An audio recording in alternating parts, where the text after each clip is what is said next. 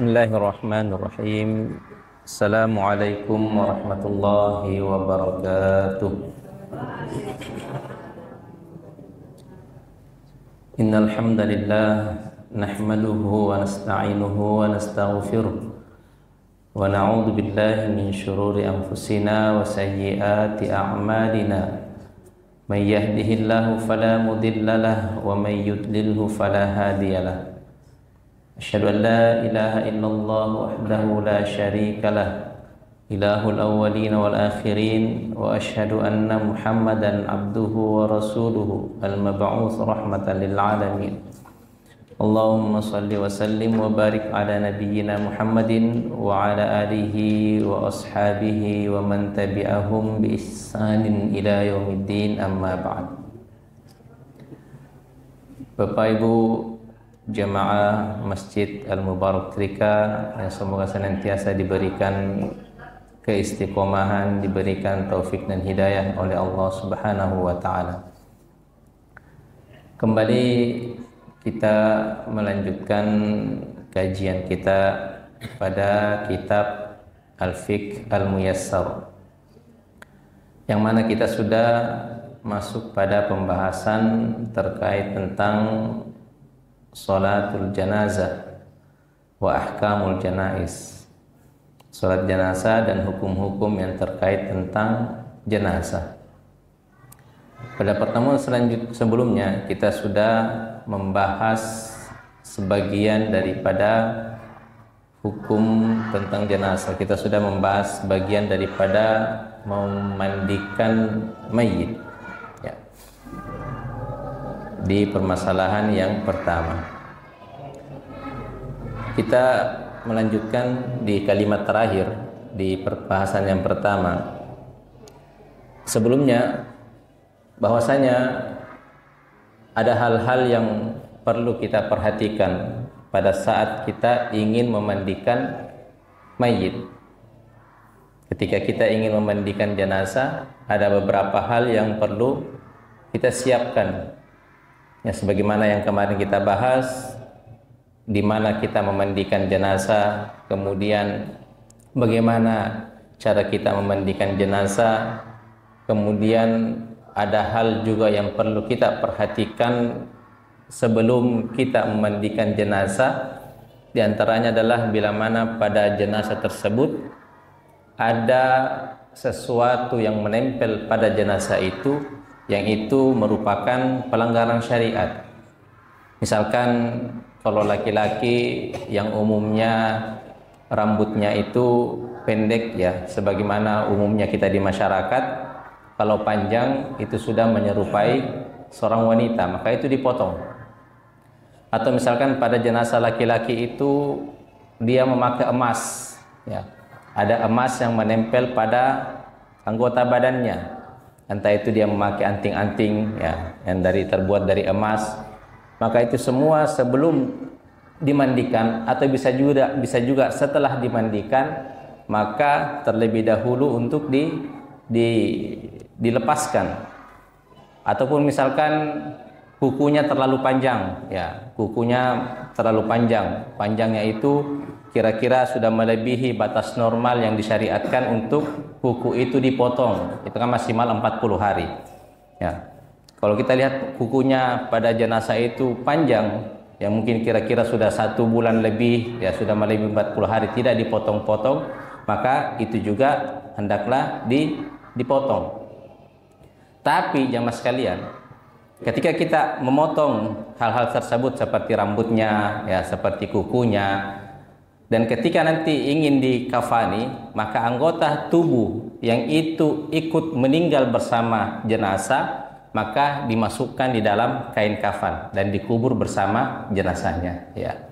Jadi tadi misalkan, ya, ada rambutnya, karena dia laki-laki tapi rambutnya panjang gondrong, ya, itu tidak mencerminkan sebagai rambut seorang laki-laki, itu dipotong. Kukunya tadi terlalu panjang, itu dipotong. Tapi nanti anggota tubuh itu, ya, yang dipotong itu dimasukkan, diselipkan di dalam kain kafan dan nanti dimakamkan bersama jenazah. Ya, karena kenapa? Karena anggota tubuh itu meninggal bersama jenazah, ya.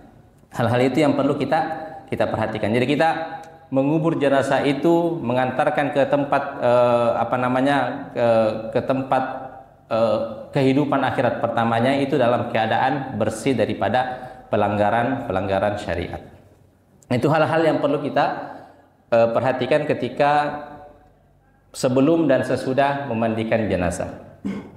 Kemudian kita melanjutkan pembahasan kita. Wa idza ta'adzara ghuslul mayyit li adami wujudil ma. Dan apabila ada uzur, ya, ada hal-hal yang menghalangi untuk memandikan mayit seperti tidak adanya air, ya.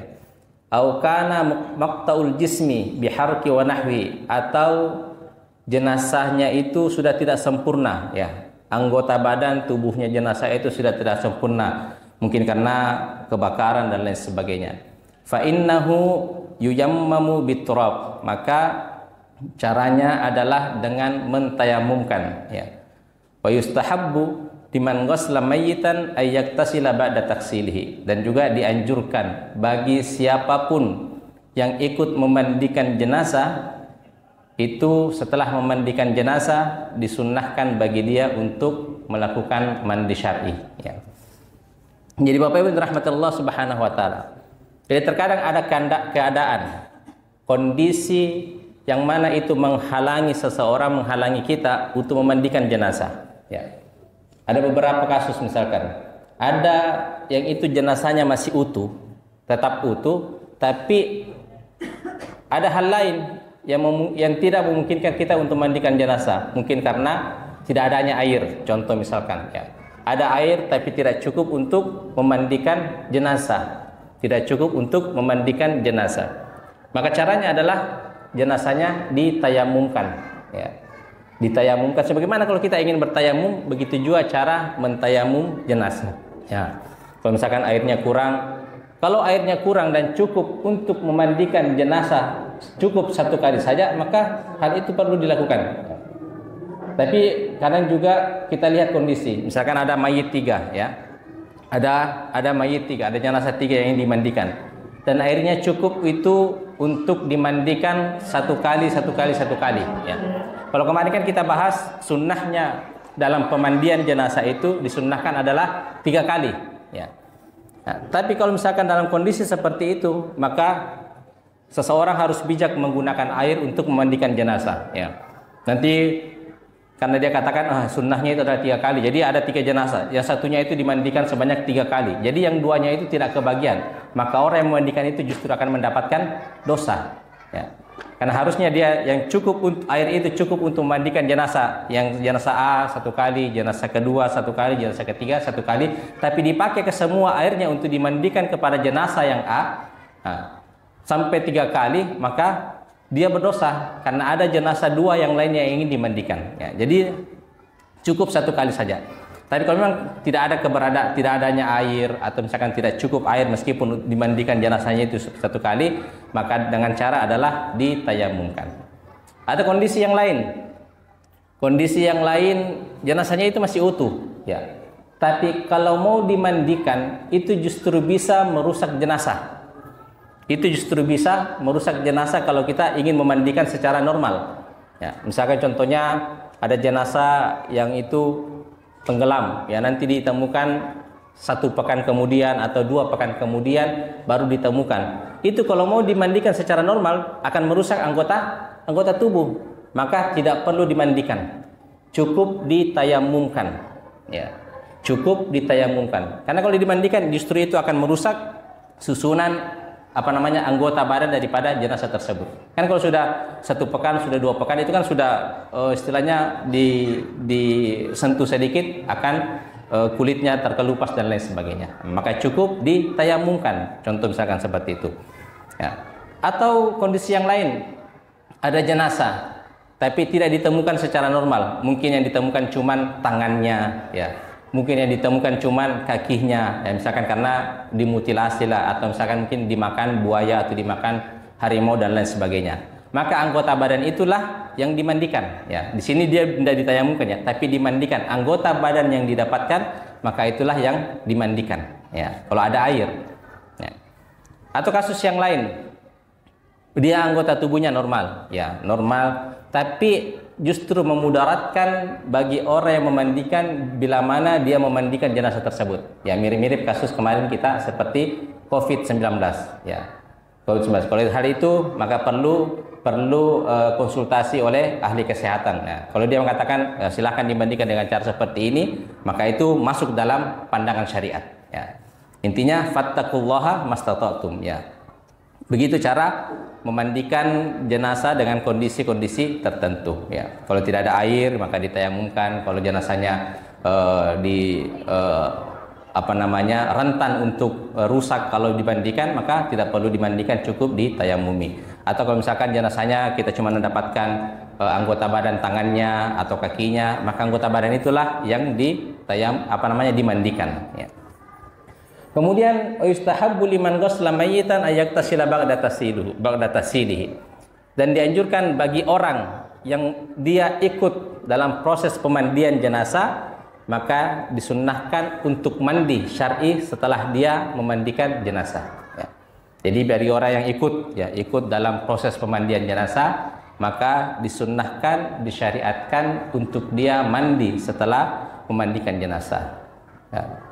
Tapi kalau Ustaz misalkan setelah memandikan itu langsung dibawa ke masjid disolatkan, kan kita juga ingin ikut disolatkan, kemudian dikuburkan, boleh. Nanti setelah pulang dari kuburan baru dia mandi, boleh, silahkan. Ya. Dia mandi, misalkan waktunya sempit. Kalau dia ingin mandi dulu, mandi syar'i dulu, mandi wajib di sini ya maksudnya, mandi syar'i. Ya.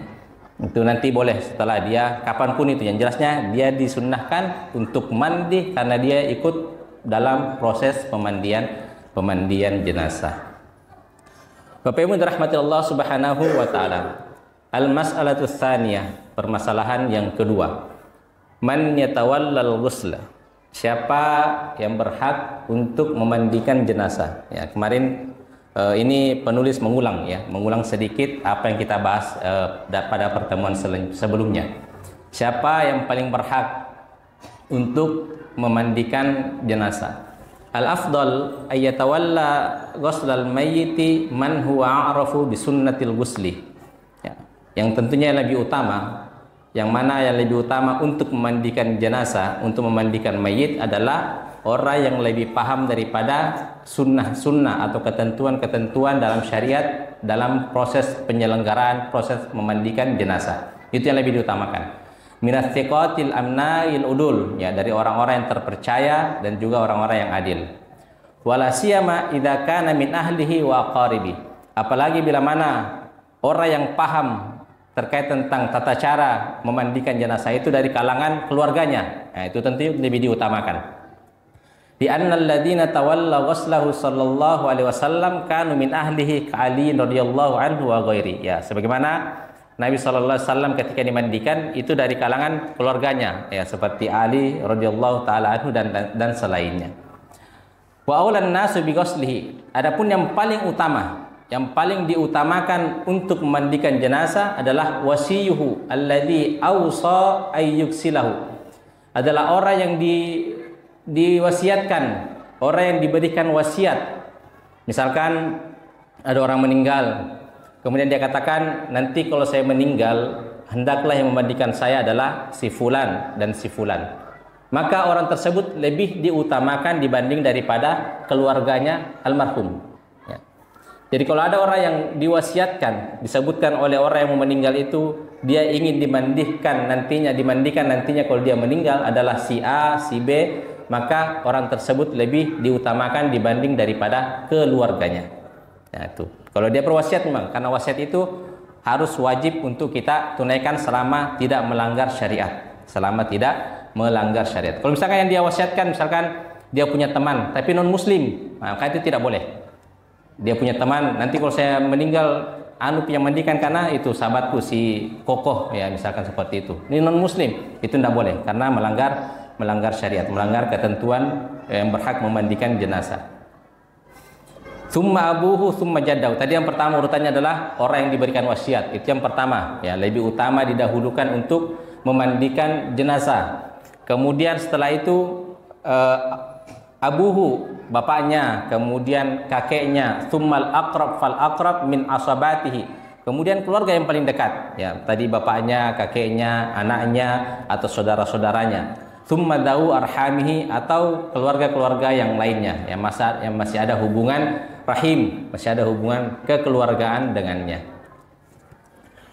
Wa yajibu ayyatawalla ghusla dzakari rijal, dan wajib dan seharusnya yang memandikan laki-laki itu adalah laki-laki juga, ya sebagaimana kita jelaskan kemarin, yang wajib dan yang harus memandikan jenazah laki-laki itu adalah juga dari kalangan laki-laki.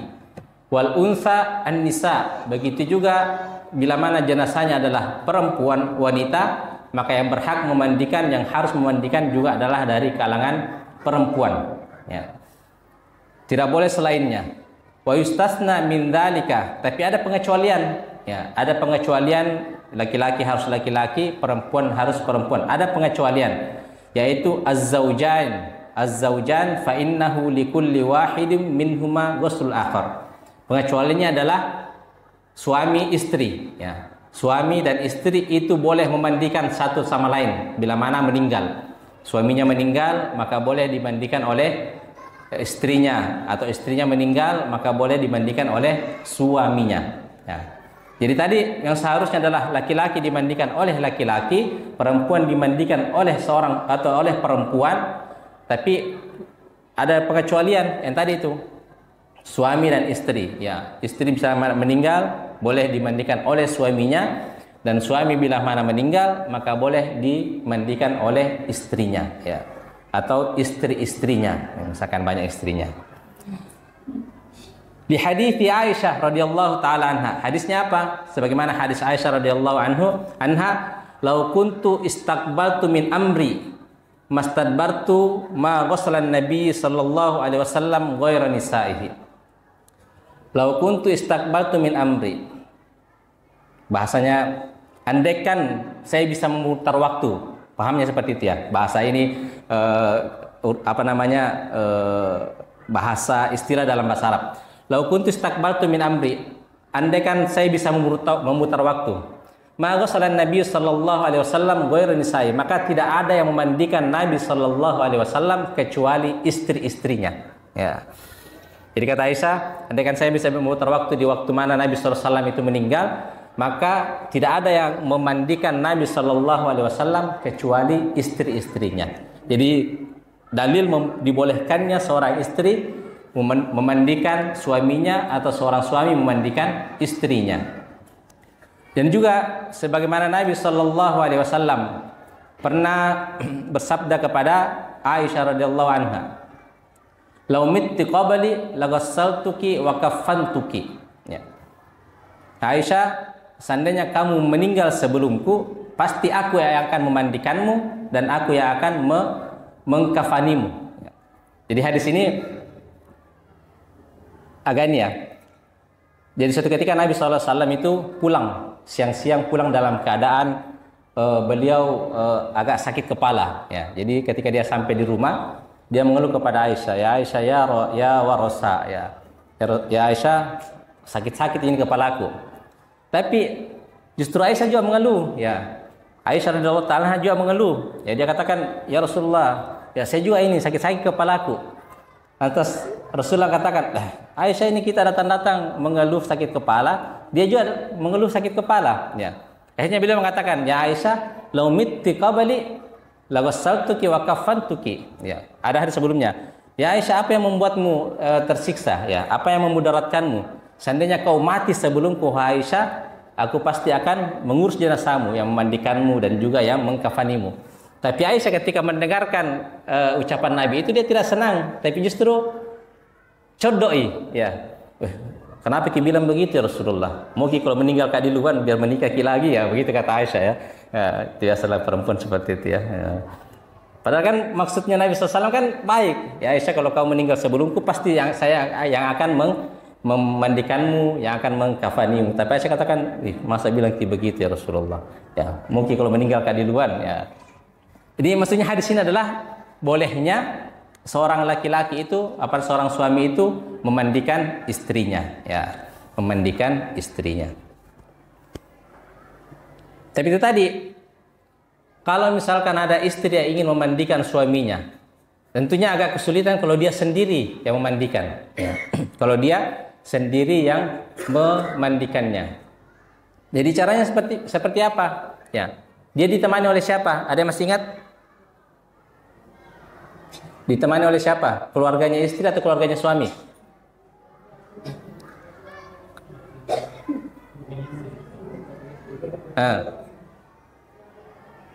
Kalau misalkan suaminya meninggal, ingin dimandikan oleh istrinya. Istrinya kan sendiri, kan akan kesulitan kalau dimandikan sendiri. Ditemani oleh laki-laki dari keluarga istri. Ditemani oleh laki-laki dari keluarga istrinya. Ya kan, bukan laki-laki dari keluarga suaminya yang meninggal. Karena kenapa? Karena tentunya di tempat tertutup itu akan istilahnya ikhtilat ya. Ya, bukan muhrim. Jadi laki-laki dari keluarga istri. Misalkan laki-laki yang mahramnya istrinya, misalkan saudara laki-laki istrinya atau saudara atau bapak istrinya atau kakek istrinya, itu yang menemani. Jadi kalau istrinya meninggal dan akan dimandikan oleh suaminya, maka yang menemani suami adalah perempuan dari keluarga suaminya, ya. Perempuan dari keluarga suaminya. Paham?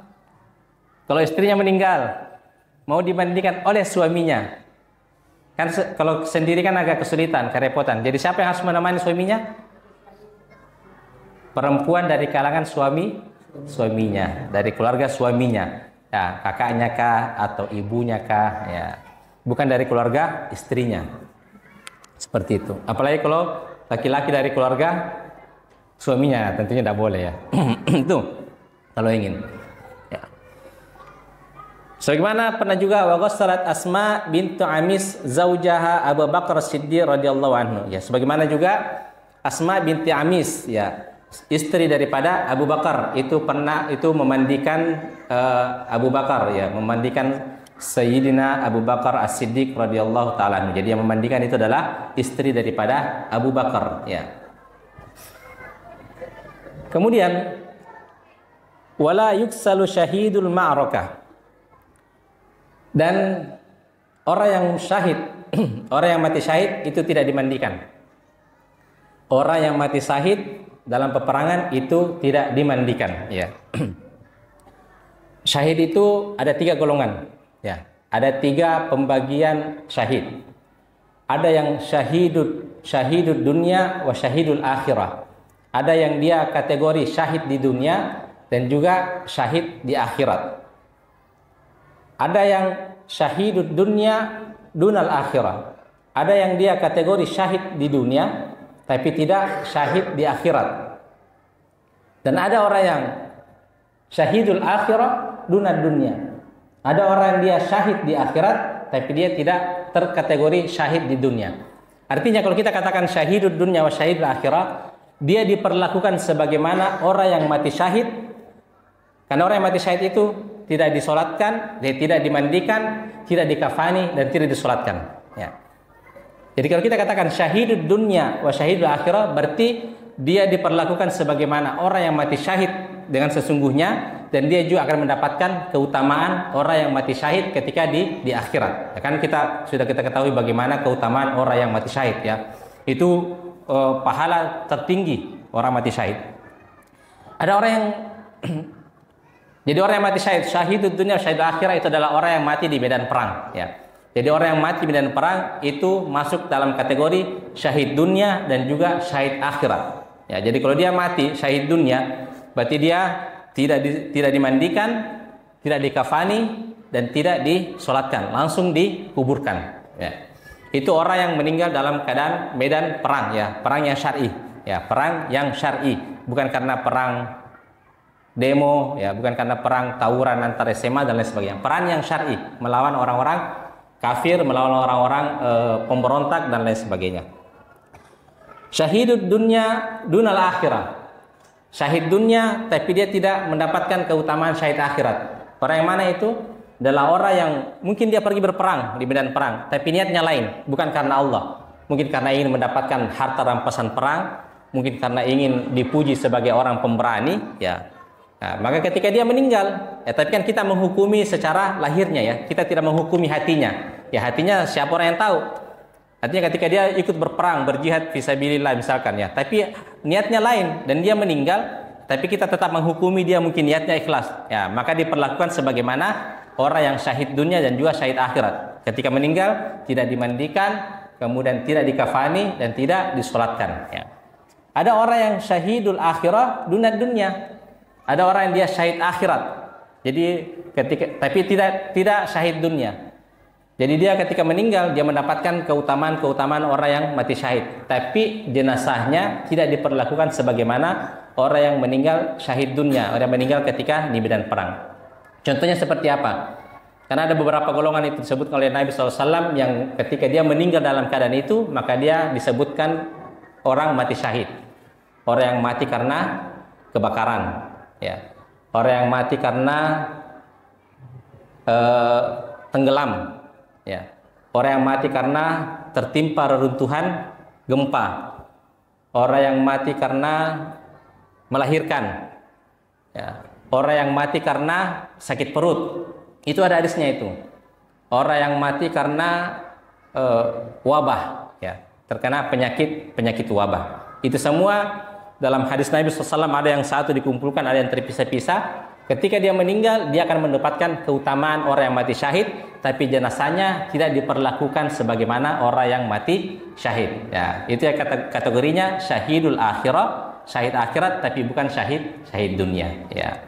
Jadi itu semua tadi golongan-golongan itu. Makanya dikategorikan ada syahid dunia dan syahid akhirat. Ada yang dia syahid akhirat tapi tidak syahid dunia. Ada yang dia syahid dunia tapi tidak syahid dunia tapi syahid akhirat. Nah, itu tadi orang yang meninggal karena ini dan lain sebagainya. Seperti orang sakit perut dan lain sebagainya. Kenapa dimasuk kategori orang syahid? Ya karena para ulama mengatakan karena dia tersiksa ya. Maksudnya Allah memberikan dia kemuliaan karena tersiksanya dia dengan penyakit, misalkan penyakit apa yang selama ini menderitanya dalam perutnya, mahka dan lain sebagainya, atau orang yang kebakaran, atau orang yang tenggelam, ya. Itu semua kan agak kesulitan ketika dalam proses sakratul maut, ya. Bayangkan orang terbakar, dia kesakitan berapa lama dalam kondisi terbakar, kemudian meninggal dunia. Itu kata Nabi SAW masuk dalam golongan orang yang mati syahid, ya. Orang yang mati syahid. Jadi itu, makanya disebutkan sini wala yuksalu syahidul ma'arakah, dan tidak dimandikan orang yang mati syahid dalam peperangan, karena orang mati syahid dalam peperangan itu adalah syahidul dunia wa syahidul akhirah, ya. Ini tidak dimandikan. Jadi sepakat para ulama, orang yang mati syahid itu di medan perang itu tidak dimandikan, ya. Adapun di kafani itu mereka ada berbeda pendapat. Ada yang mengatakan tetap di kafani, ada yang mengatakan tidak di kafani. Kain kafannya adalah pakaian yang dia pakai, ya. Kemudian tidak disolatkan. Sepakat para ulama, orang yang mati syahid itu tidak wajib disolatkan. Tapi mereka berbeda pendapat, misalkan apakah tetap dianjurkan untuk disolatkan atau tidak. Ada yang mengatakan tetap dianjurkan, tapi hukumnya bukan sudah fardu kifayah. Ada yang mengatakan tidak dianjurkan. Artinya sudah putus, sudah terhapus itu hal-hal yang di proses penyelenggaraan jenazahnya sebagaimana orang yang mati dalam keadaan biasa. Dan Nabi SAW mengatakan, Nabi SAW memerintahkan amara biqatli Uhudin ayudfanu fi thiyabihim walam yuksalu walam yusalli alaihim. Sebagaimana Nabi SAW memerintahkan ya ketika pada perang Uhud, ya korban-korban dalam perang Uhud, sahabat-sahabat yang syahid dalam perang Uhud itu dikuburkan dengan baju mereka, tanpa dimandikan dan tanpa disolatkan. Tanpa dimandikan dan tanpa disolatkan, meskipun mungkin badannya itu masih belepotan darah atau masih banyak debu-debu yang menempel, tapi itu mereka dikuburkan dalam keadaan seperti itu. Itu khusus ya, keistimewaan bagi orang yang meninggal dalam keadaan syahid di medan perang, ya. Syahid di medan perang. Wa kadzalika la yukaffan, demikian juga tidak dikafani, ya. Wala yusalli alai bal yudfanu bi thiyabihi, dan dikuburkan, bahkan dikuburkan dengan pakaian yang dia pakai, kama fil hadis sabiq, sebagaimana hadis yang telah kita sebutkan tadi, ya, sebelumnya. Kemudian selanjutnya wasiqatu Dan jadi ada dua orang yang tidak dimandikan, ya. Tadi adalah orang yang mati syahid dalam medan perang, tidak dimandikan. Kemudian yang kedua adalah wasiktu, yang keguguran, ya. Wasiktu yang keguguran. Wa huwal waladu yasqutu min batni ummihi qabla tamamihi. Ya, yaitu seorang anak, ya, atau seorang janin yang itu lahir prematur dari perut ibunya qabla tamami, sebelum sempurna penciptaannya. Sebelum sempurna penciptaannya. Dzakran kana unsa, baik itu laki-laki maupun perempuan. Idza balagha arba'ati ashhurin. Adapun bila mana sudah mencapai 4 bulan, janinnya sudah mencapai 4 bulan, gusila, dimandikan, wa kuffina, dan juga dikafani, wa sulli alaihi, dan juga disolatkan. Di annahu ba'da arba'ati ashhurin yakunu insana. Karena janin itu jika sudah melewati 4 bulan dari dalam perut ibunya, maka sudah dinamakan seorang manusia, ya. Jadi yang tidak dimandikan juga adalah janin yang lahir, janin yang keguguran, ya. Janin yang keguguran. Selama janin yang keguguran itu belum mencapai 4 bulan. Jadi ada dua kondisi di sini. Terkait keguguran itu ada dua kondisi. Kondisi permasalahan terkait janinnya dan juga permasalahan terkait ibunya yang keguguran. Kalau terkait janinnya, bila mana dia keluar atau keguguran sebelum mencapai 4 bulan atau 120 hari, maka itu tidak disolatkan, ya. Tidak disolatkan, tidak dikafani, dan juga tidak dimandikan. Tidak dimandikan, tidak dikafani, dan juga tidak disolatkan. Tapi cara menguburkannya adalah dikuburkan sebagaimana biasa, atau ditempatkan di tempat yang mana itu bisa jauh dari jangkauan binatang yang mungkin bisa memakannya, ya. Karena itu mirip-mirip, itu adalah anggota tubuh yang harus kita muliakan. Ya, mirip-mirip kasus amputasi.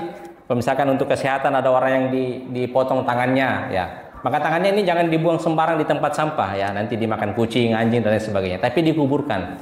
Ya, itu untuk memuliakan anggota tubuh anak Adam, anak cucu Adam. Tapi kalau sudah mencapai 120 hari atau 4 bulan, maka diperlakukan sebagaimana manusia pada umumnya. Ya, misalnya keguguran di bulan kelima, ya, keguguran pas di bulan keempat, maka dimandikan, kemudian dikafani, kemudian disolatkan, ya, kemudian disolatkan. Itu. Adapun terkait dengan ibunya, ya, ibunya kalau dia keguguran sebelum 120 hari, maka darah yang keluar itu tidak termasuk daripada darah nifas. Maka dia tidak terkategorikan sebagai nifas, tidak. Tapi darah itu adalah darah istihadah. Kalau dia keguguran setelah 120 hari atau 4 bulan, maka ibunya itu dihitung sebagai orang yang nifas, ya. Dia sebagai orang nifas. Tapi kalau misalkan dia tidak bisa menghitung, ya, apakah janinnya ini sudah 120 hari atau belum, ya, kan itu harus kita bisa melihat, karena akan berkaitan dengan kondisi ibunya dan kondisi janin yang digugurkan. Mungkin pada saat itu belum ada alat yang bisa mendeteksi umur janin dalam perut ibu, ya. Maka tinggal dilihat ketika dia keguguran, tinggal dilihat bagaimana bentuk janinnya. Apakah sudah ada tangannya, sudah ada kakinya, ya, ada kepalanya, meskipun kecil sekali, ya, meskipun seukuran mungkin tikus, ya, bayi tikus dan lain sebagainya, tapi sudah normal bentuknya, maka itu dihitung sebagai manusia. Ya, tapi kalau misalkan belum sempurna, mungkin cuma ada tangannya tapi tidak ada kakinya, maka tidak dihitung sebagai manusia, maka tidak dikafani, tidak dimandikan, dan tidak disolatkan. Ya, itu. Jadi itu dua golongan, dua kondisi yang mana yang tidak dimandikan. Yang pertama adalah orang yang meninggal dalam keadaan mati syahid di medan perang. Yang kedua adalah janin bayi yang keguguran sebelum waktu 4 bulan atau 120 hari.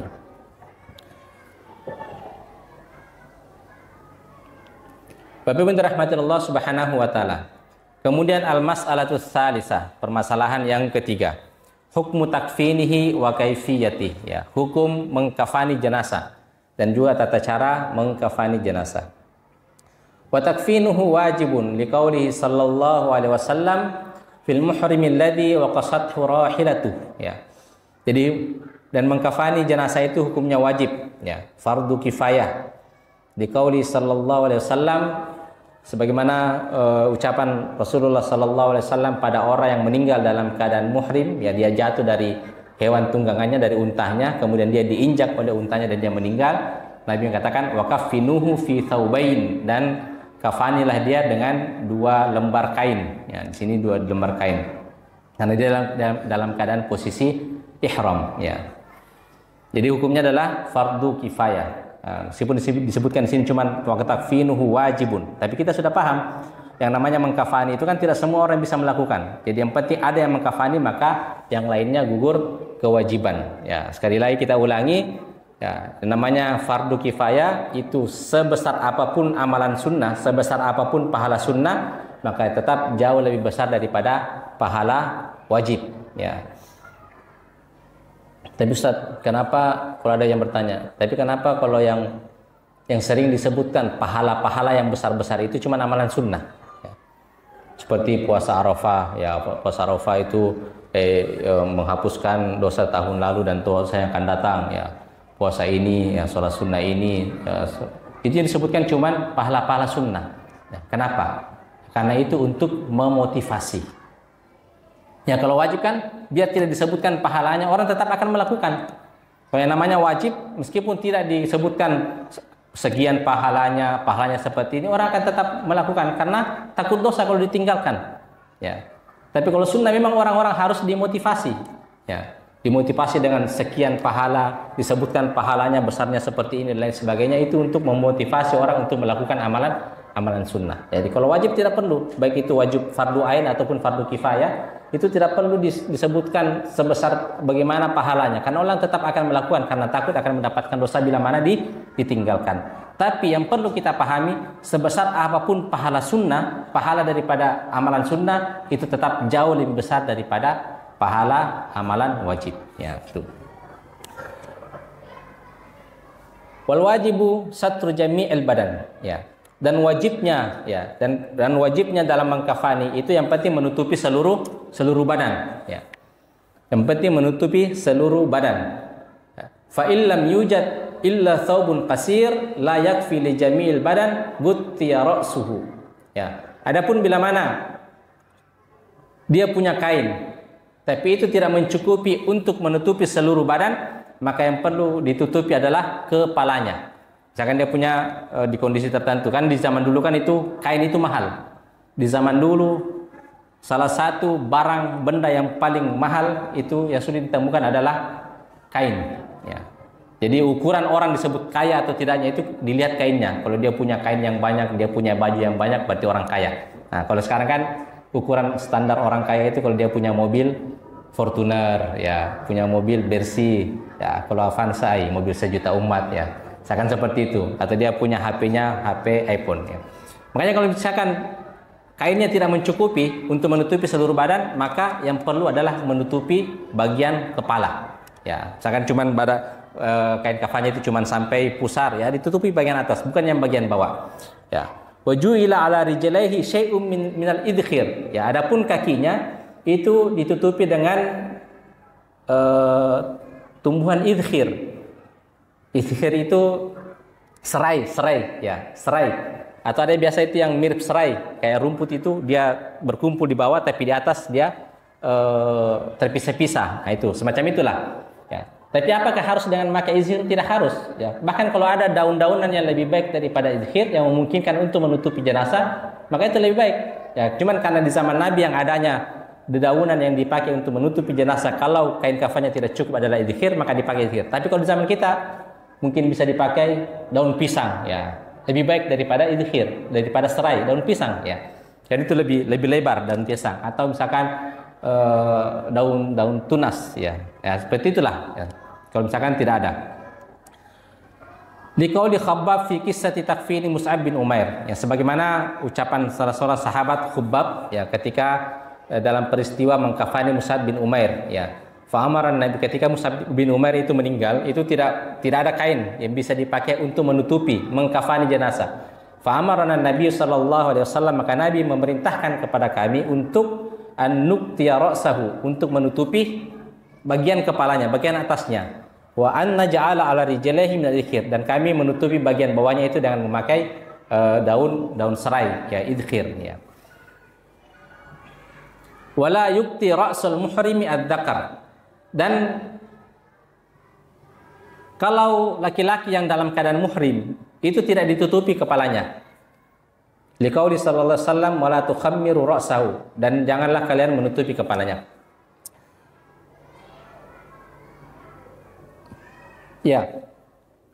Jadi Bapak Ibu rahmati Allah Subhanahu wa taala, kalau ada orang yang dia dalam keadaan proses melakukan ibadah haji ataupun melakukan ibadah umroh, ya, dan dia meninggal dalam keadaan berpakaian ihram. Kan orang kan kalau pergi haji itu kan normalnya 40 hari, ya, kalau reguler 40 hari. Tapi kan proses ibadah hajinya itu kan cuman tanggal 8, 9 sampai 10. Ya, dia kan ketika dia mengucapkan labbaik Allahumma hajjan itu di tanggal 8. Artinya orang yang haji itu kan cuma memakai ihram itu di tanggal 8, 9, 10. Kalau ada yang meninggal di tanggal itu dalam proses melakukan ibadah haji, melakukan ibadah haji, dia meninggal, maka dia dikafani dengan tidak menutupi kepalanya. Ya. Ataupun misalnya orang yang dalam keadaan proses umroh itu kan penyelenggaranya cukup cuma 6 jam, ya.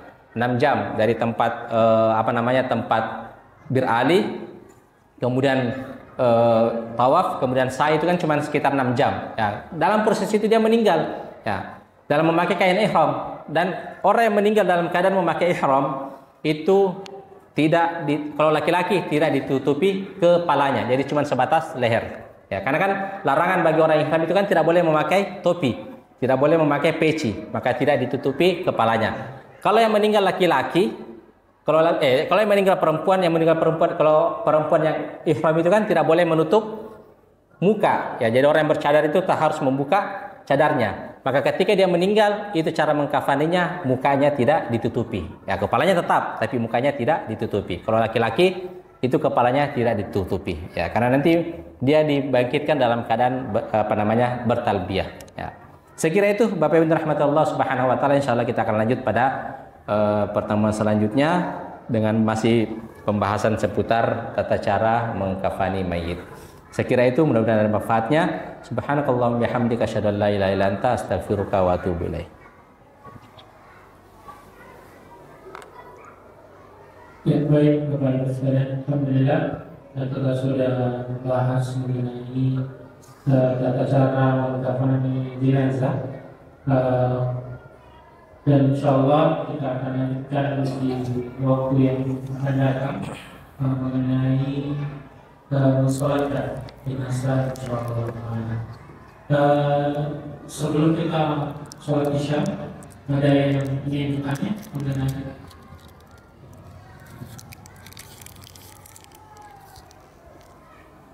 Ya, silakan.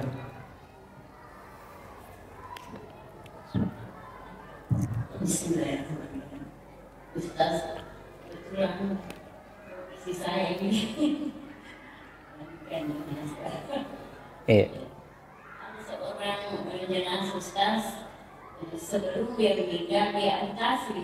Iya. Tapi dia berpesan bilang itu kakinya yang sudah dipotong minta dikubur sama-sama lagi kalau dia meninggal. Ya. Jadi tidak cuma dicuci saja, kalau dikubur itu kakinya yang bertahan selasa. Ya. Ada juga tetangga yang pernah berbulan Ustaz sudah masuk hampir 5 bulan. Iya. Jadi sudah tentang itu layak. Iya. Ya, sudah tentang itu janin. Ya. Sudah dimandi, dikafani, tapi tidak disolati Ustaz. Iya. Karena saya berpikir ini bersama Bapak yang kemarin, sama-sama juga memberikan bagaimana itu Ustaz. Oke. Disolati, cuma dimandi sama Dikafani, kemudian dikuburkan. Kasih Ustaz. Ya, iya Bu Haji.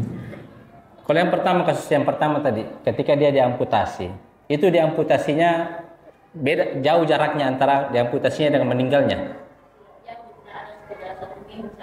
Ya, tapi kakinya itu masih ada, diawetkan ya. sudah ditanam, tapi dibongkar kembali kemudian dikuburkan. Ya, kalau hal-hal seperti itu sebenarnya tidak masalah. Ya, dia berwasiat dan itu tidak melanggar syariat. Tapi apakah kakinya itu harus dimandikan? Tidak harus dimandikan, karena dia meninggal pada saat posisi kakinya itu sudah terlepas daripada anggota badannya. Jadi kakinya itu tidak ikut meninggal bersama orangnya. Ya. Kalau misalkan mau dikuburkan, dibuka kembali kemudian dikuburkan bersama orangnya, maka itu tidak masalah. Ya. Tapi kalau harus dimandikan, tidak harus dimandikan. Ya, karena yang dimandikan itu adalah anggota badan yang ikut meninggal dengan orangnya. Nah, misalkan nanti sudahnya sebagaimana kita jelaskan tadi, setelah meninggal kemudian dipotong ini, maka itu wajib untuk dikuburkan bersama jenazahnya. Itu yang pertama. Kemudian yang kedua, tadi karena janinnya sudah melebihi daripada 120 hari atau 4 bulan, itu sudah dinamakan manusia, maka harus dimandikan, kemudian dikafani, dan itu sudah dilakukan, tapi tidak disolatkan, kemudian dikuburkan. Ya, harusnya disolatkan. Jadi mungkin karena sekarang sudah mengetahui hukumnya, mungkin ada baiknya ya disolatkan di depan kuburannya. Ya, disolatkan di depan kuburannya itu tidak masalah. Kita mensolatkan seorang jenazah di depan kuburannya itu tidak masalah. Sebagaimana Nabi SAW pernah ada seorang yang suka membersihkan di sekitar Masjid Nabawi, ya, seorang ibu-ibu. Suatu ketika Nabi tidak pernah menemuinya, kemudian dikatakan, mana ibu-ibu yang suka membersihkan Masjid Nabawi? Dikatakan sudah meninggal ya Rasulullah. Katakan, Rasulullah, kenapa kau tidak mengabariku?